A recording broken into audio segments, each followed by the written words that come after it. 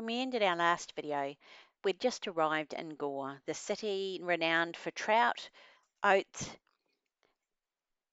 and country music.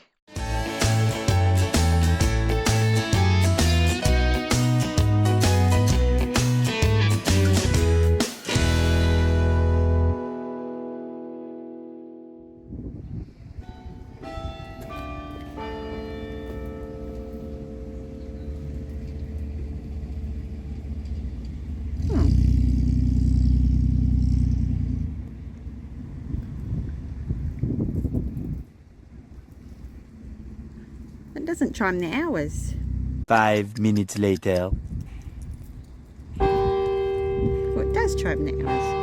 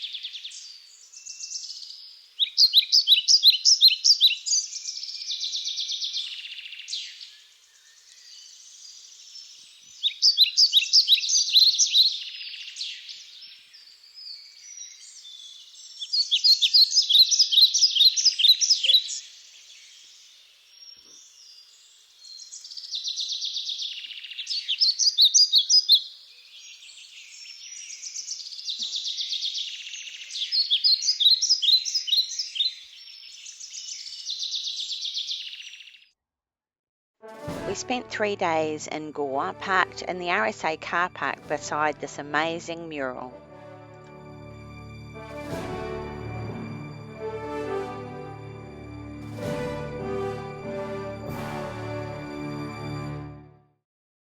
The reason why we stayed so long in Gore was because we traded in the Outlander, which was having trouble towing the caravan, for a Hyundai Santa Fe. After leaving Gore, we went to Invercargill and Bluff. Then we explored the Gemstone Beach and into the Catlins and Curio Bay.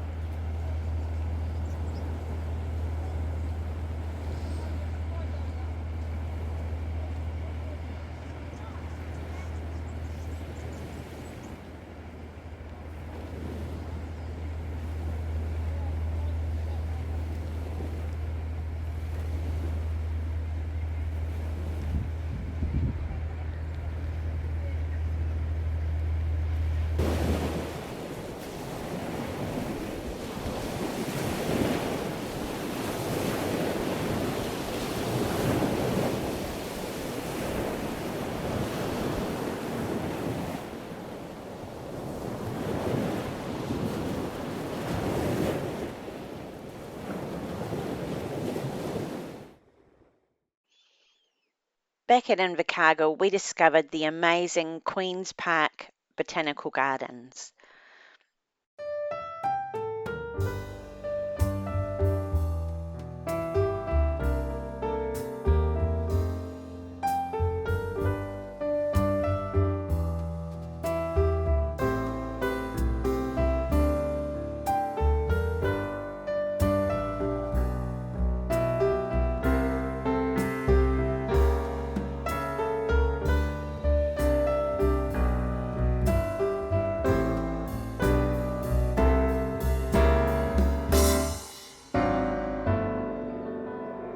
Are you a pretty bird? Oh, are you a little pretty boy? Yeah. Do you say hello? Do you say hello? Hello? No, you just say he's a pretty boy. Oh, okay. Very cute.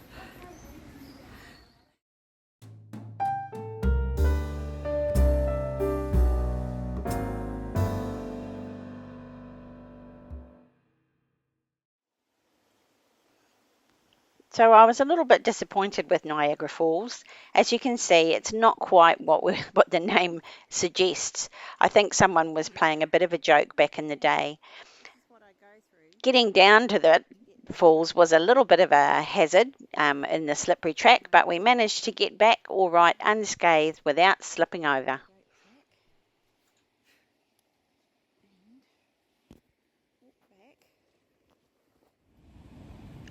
After we arrived at Niagara, Paul started to feel unwell, so I did a bit of touring around on my own, and I went to Curio Bay, where the fossilised forest is located on the beach.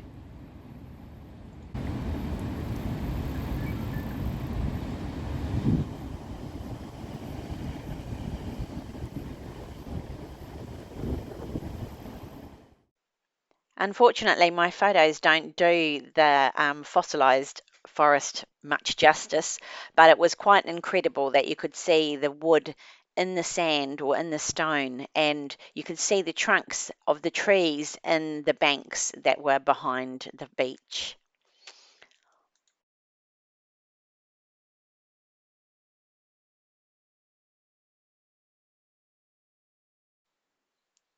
The next morning dawned with a very angry sky, and we decided to head to a caravan park in Balclutha. Paul was by this stage not feeling very well, and I knew that it was coming for me soon.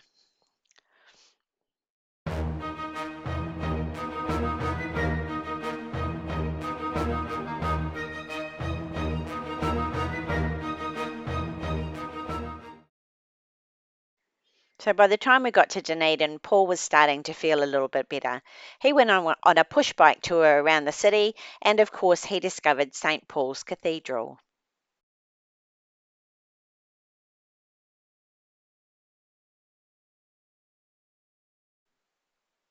Heading north from Dunedin, we went to Waikuaiti to the cemetery. We were looking for Paul's ancestors.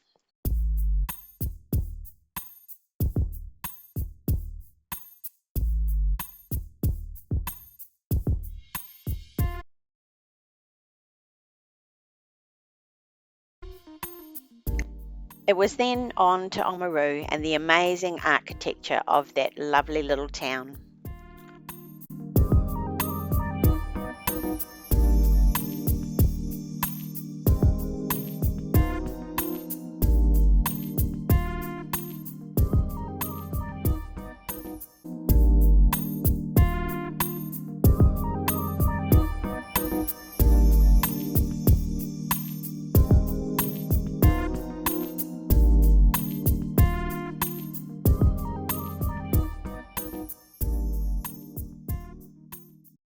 After leaving Oamaru, we went to the Maori Whenua rock art site on our way to Lake Pukaki. It was a little bit disappointing because of the graffiti and removal of some of the art, but the pigeons were really cool.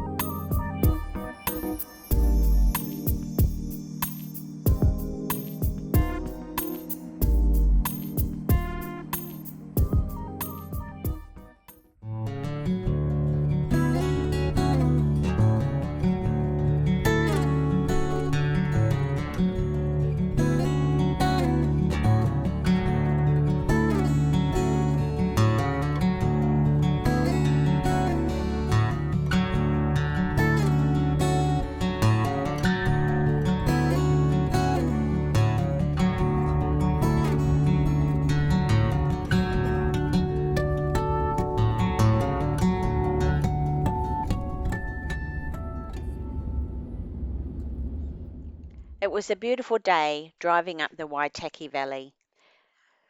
We eventually came across Lake Aviemore and Lake Benmore and continued on to Lake Pukaki.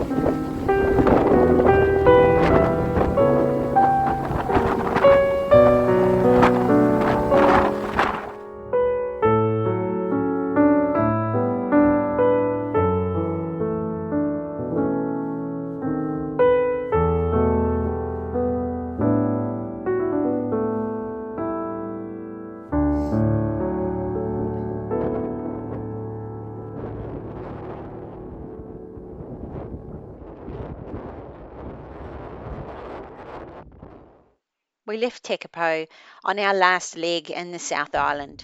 We were stopping at Christchurch to visit some family, and then it was up to Kaikoura and Blenheim and back to Picton to catch the ferry.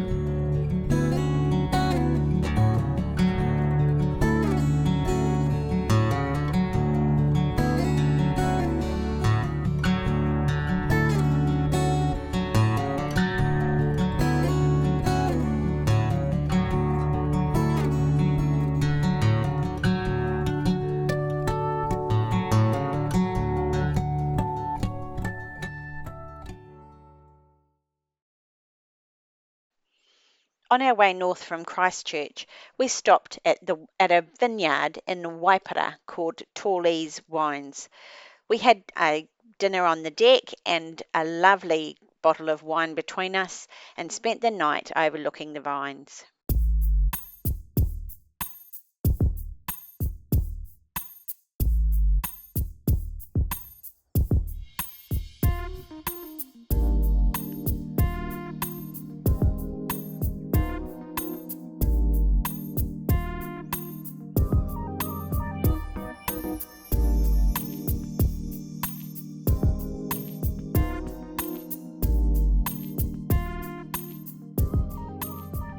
At Waipara, there is the Weka Pass Railway.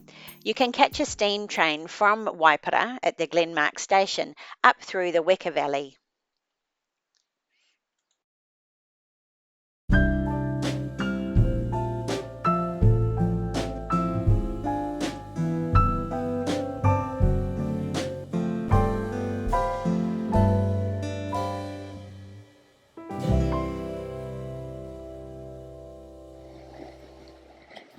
And then this chap's just sleeping down here. And then over there is another one. And over there, I think it might be a mum with a baby. Or two.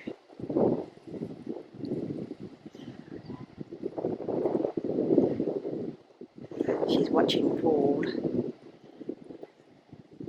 making sure he doesn't get too close.